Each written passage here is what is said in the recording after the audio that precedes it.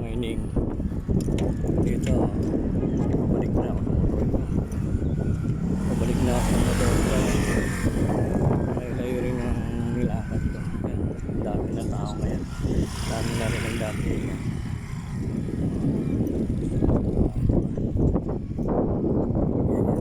Dito sa Dampalit dinadayo na kasi dito safety ka mag-jogging, safety ka mag-bike.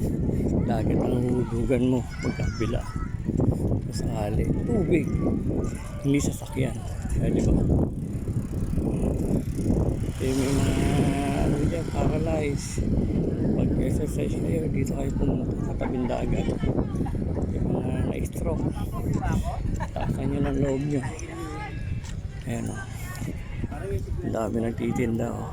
Alimasag, sipon, alimango. Ayan. Pwede ka magkape. Ayan.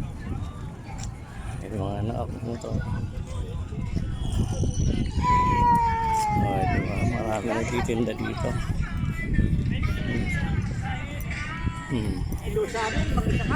Marami na nabay. Maganda yung sa katawan to, sa tabi ng dagat at sikat ng araw bago umita ng araw bagong sibol.